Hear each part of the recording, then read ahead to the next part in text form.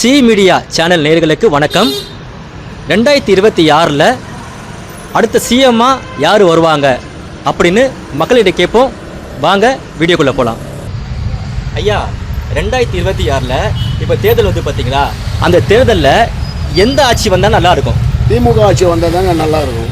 எதனால சொல்கிறீங்க? அவர் நல்லா பண்ணுறாரு, இல்லை எல்லாருக்குமே நல்ல சலுகை பண்ணுறாரு. ஆட்டோ பிரச்சனை இல்லாமல் போயிட்டு இருக்கு, எங்களுக்கு எந்த ஒரு இதுவும் இல்லாமல் போகுது, நல்லா பண்ணுறாரு. அது அவர் தான் வரணும், நான் கட்சிக்காரன். சரிங்க, இப்போ பார்த்தது தமிழக வெற்றி கழகம் விஜய் வந்திருக்காரு, சீமான் இருக்காரு, ஏடிஎம்கே இருக்காங்க. இவங்கெல்லாம் செய்த இப்போ வந்து முதலமைச்சர் வந்து என்ன பண்ணியிருக்காரு இந்த மாடலில், திராவிட மாடலில் எவ்வளோ சொல்கிறதுக்கு முடியலையே, எவ்வளவோ பண்ணுறாரு. அவர் நிறைய பண்ணிதான், லேடிஸ்க்கு ஃபுல்லாக பண்ணிக்கிட்டே தான் இருக்காரு. டெய்லி ஏதாவது ஒரு திட்டம் தான். இன்னைக்கு கூட அந்த முஸ்லீமுக்கு ஏதோ ஒன்று பண்ணியிருக்காரு போகுது, ஹஜ்ஜி பயணத்துக்காக. ஆமாம், அது கூட பெரிய பிரம்மாண்டமாக கட்டுறாரு. அது கூட இது மாதிரி எல்லாம் இப்போ கட்டுறாங்க. ஆனால் எல்லா விதமான மக்களுக்கு வந்து அந்த பலதட்டோட மக்களுக்கு வந்து அவர் கொடுக்குற அங்கீகாரம் வந்து சேர்ந்து போய் போகுதா? போகுது கிளியராக போகுது, எல்லாமே பயன்படுறாங்க. அது தெரியுது, கிளியராக தெரியுது. சரிங்க, நடுத்தர மக்கள் வந்து பார்த்தீங்கன்னா இப்போ இருக்கிற இந்த அரசியலில் வந்து விஜய் தான் வருவாங்கன்னு ஒரு சில மக்கள் சொல்றாங்க. பைத்தியக்காரனுங்க சொல்லுவானுங்க, அவனை மாதிரியே ஒரு ஆள் தான் சொல்லுவான். விஜய் மாதிரி இருக்கிற ஆள் தான் சொல்லுவான், நம்மளை மாதிரி இருக்கிற ஆள் யாருமே சொல்ல மாட்டாங்க. அவனை பற்றி பேசாதீங்க, எனக்கு கோபம் ஜாஸ்தி வரும். சரிங்களா, இப்போ நீங்கள் சொன்ன மாதிரி வந்து வருவாங்க. இதெல்லாம் இந்த சாதனைகளை தாண்டி இப்போ 2026 ஏதாவது ஒரு புதிய கொள்கை கண்டிப்பாக மேலும் பண்ணுவார்.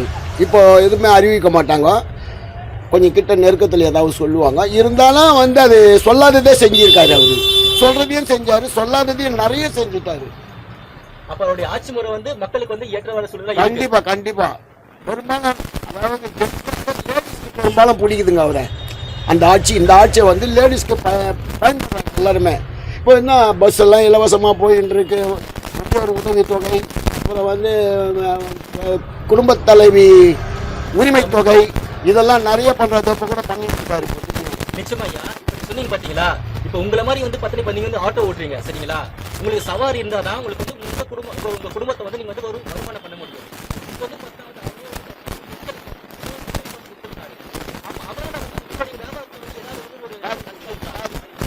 பாதிப்பு இல்லை. போகிற வண்டி போயிட்டு இருக்காங்க, ஆட்டோவில் போகிறவங்க ஆட்டோவில் தான் போயிட்டு இருக்காங்க. அதே போல் வந்து அவங்க புக் பண்ணி போகிறாங்க, கால் டாக்ஸி அது இதுன்னு சொல்லிட்டு அவங்க போகிறவங்க போகிறாங்க. ஆட்டோவில் மீடியம் சைஸ் தானே போகிறாங்க. இப்போ நம்மள மாதிரி ஆளுங்க தான் ஆட்டோவில் போகிறாங்க. இப்போ ஒன்றும் பிரச்சனை இல்லை, நல்லா தான் போயிட்டு இருக்கு வண்டி. நீங்கள் சொன்ன மாதிரி வந்து பார்த்தா டிஎம்கே தான் வரணும், அவங்க தான் வருவாங்க. அப்படி தான் இருக்கு மூமெண்ட்டு, வேற யாருமே கிடையாது. தாய் கழகம் இல்லை, தாய் கழகம். அந்த தாய் கழகம் போன கட்சியில் தாய் கழகம் நிலைச்சி நிற்கிது. மறைஞ்சிடும் எவ்வளோ பேர் சொன்னாங்க, இதுதான் நிலைச்சி நிற்கிது. எல்லாம் கட்சியும் போயிடுது. இதுலேருந்து போனவங்க தான் எல்லாருமே. அண்ணா திமுக, மதிமுக, என்னன்னா மதிமுகவை தெரியும், நம்ம கிட்ட தான் வந்திருக்காரு. திமுகவில் தான் கூட்டணியில் இருக்காரு. இந்த மாதிரி நிறைய அவங்க அண்ணன் போயிட்டு இருக்காங்க. ஆனால் திமுக விட்டா ஆளே கிடையாதுங்க. இனிமேப்பட்டு அவங்க தான் ஆளணும், அவங்க தான் வரணும். அவங்களுக்கு தான் அன்றைய அனுபவம் தெரியும். மற்றவருக்கு யாருக்கும் அனுபவம் கிடையாது. இருக்கு இருந்து பேசுவாங்க, எல்லாம் செய்வாங்க. அவங்கள மாதிரிலாம் பண்ண முடியாது. மக்கள் இந்த வண்டியை வந்து கலைஞர் பீரியடில் போட்டது தான். அவர் வந்து ஏழுவங்கெல்லாம் வந்து 1 லட்சம் ரூபாய் கம்மிட்டு விற்றாங்க.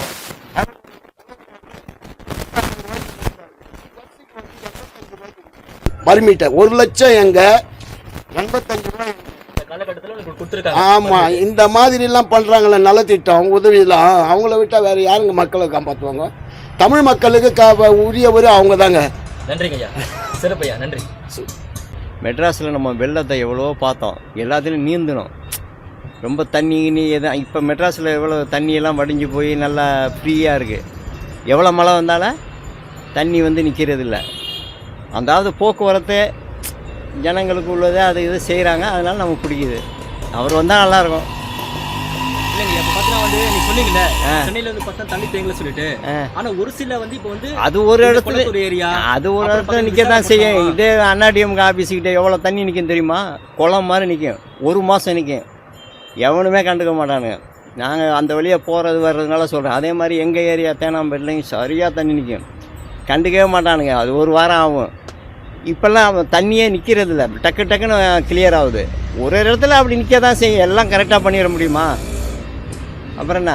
சரிங்க, இப்போ வந்து திராவிட மாடல் சொல்றாங்கல்ல, இந்த ஆட்சியில பார்த்தா சட்டத்தை வந்து அதாவது பெண்களுக்கு வந்து பாதுகாப்பு இருக்கா? ஏன்னா ஒரு சில தப்பு அது எல்லா கவர்மெண்ட் வந்தாலும் இன்னைக்கு அப்படி தான் இருக்கும். எந்த கவர்மெண்ட்டில் ஒழுங்காக நடந்துச்சு? மரபு போக்குவரத்து எல்லாம் போலீஸு கையில் இருக்குது, எல்லாம் அவங்க கையில் தான் இருக்குது. சீஃப் மினிஸ்டராக போய் எல்லாத்தையும் பார்த்துக்கிட்டு இருக்க முடியும்? போலீஸு கையில் இருக்க, அவங்க பார்த்து அதை செய்யணும், அதை வரணும், அது மாதிரி தான் அவங்க தான் கவனிக்கணும். அதுக்காக எந்த கவர்மெண்ட் வந்தாலும் நடந்தே ஆகும். விஜய் வந்தால் அப்படியே கிளியராக மாற்றிட மாட்டார். அவர் வந்தால் இதை விட மோசமாக தான் இருக்குன்னு நான் நினைக்கிறேன். இல்லை, கொஞ்சமாவது நீங்கள் கொஞ்சம் டைம் கொடுக்கலாம்ல. என்ன டைம் வந்து விஜய் இருக்காரு, அது அடுத்த வருஷம் வரட்டேன்.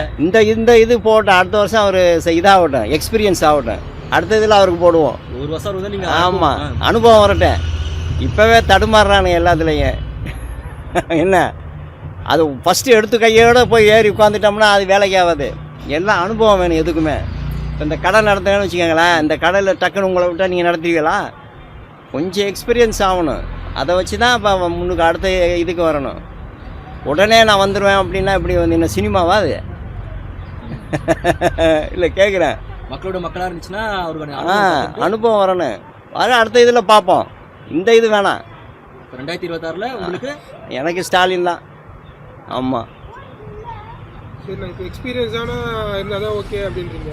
ஆமாம். சீமான் அவர்களோ தனியாக வந்து இந்த மாதிரி சீமானும் வர ஒன்றும் சீமான்லாம் எனக்கு ஒன்றும் அவ்வளோ இதாக இல்லை. அவர் பேசுகிறாரு, பேசுறதுக்கு நல்லாயிருக்கும். பேச்சுக்கு வந்து உட்காந்தா தான் தெரியும் வேலை என்ன பண்ணுறான்னு. எனக்கு என்னமோ அதில் இது இல்லை.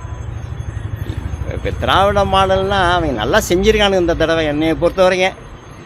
அதை நான் நல்லா நோட் பண்ணிட்டு தான் இருக்கிறேன். அதை விட இந்த டிராஃபிக்கெல்லாம் இந்த சென்னையில் இந்த மாதிரி பாலங்கள்லாம் காட்டினா நம்ம சென்னையே அப்படியே தடுமாறி இருக்கும். இப்போவும் இருக்குது, இல்லைன்னு சொல்ல, இருந்தாலும் நம்ம கிளியர் ஆகுது அப்பப்போ. புரியுதா? போக்குவரத்து ரொம்ப நம்ம சென்னை மாதிரி எங்கேயுமே இல்லை. ஈஸியாக நம்ம எங்கே பாஸ் பண்ணுறோம். வேறு ஏரியாலலாம் அப்படி இல்லை. சரிங்கய்யா, இப்போ நாச்சில் பார்த்தீங்கன்னா அவர் வந்து பார்த்தீங்கன்னா நிறைய வந்து இந்த நலத்திட்ட உதவிகள் வந்து பண்ணுறாரு. ஆமாம், அது அடித்தட்ட மக்களுக்கும் போய் சேருதா? அது என்னன்னா எனக்கு தெரியாது. நான் எங்களுக்கு அந்த மகளிர் உதவித்தொகைலாம் வருது, லேடிஸுக்கெல்லாம் வருது, எனக்கெல்லாம் வருது தான், இல்லைன்னு சொல்ல. அது எல்லாருக்கும் போய் சேருதாங்கிறதே எனக்கு தெரியாது. எனக்கு வருது. ஆமாம். மற்ற கட்சிகளோட நிலைப்பாடு அது மாதிரி ஏதாச்சும் நீங்கள் எது? மற்ற கட்சியெல்லாம் இப்போ எவனும் ஸ்டாண்டர்டாக இல்லையாங்க. இவங்க தானங்க இருக்கானுங்க. எவங்க ஸ்டாண்டர்டாக இருக்காங்க? இப்போ என்ன எல்லோரும் ஸ்டாண்டர்டாக பண்ணிவிட்டாங்களா முன்னாடியெல்லாம்? அதை விட மோசம், இதை விட மோசமாக தான் பண்ணானுங்க முன்னாடி. இப்போ அது பரவாயில்ல. ஆமாம். இந்த வீடியோவில் பேசின மக்கள் கருத்து அவருடைய தனிப்பட்ட கருத்து தான். இந்த வீடியோ உங்களுக்கு பிடிச்சிருந்துன்னா மறக்காமல் சி மீடியா சேனலுக்கு சப்ஸ்கிரைப் பண்ணுங்கள், ஷேர் பண்ணுங்கள், லைக் பண்ணுங்கள், மறக்காமல் கமெண்ட் பண்ணுங்கள்.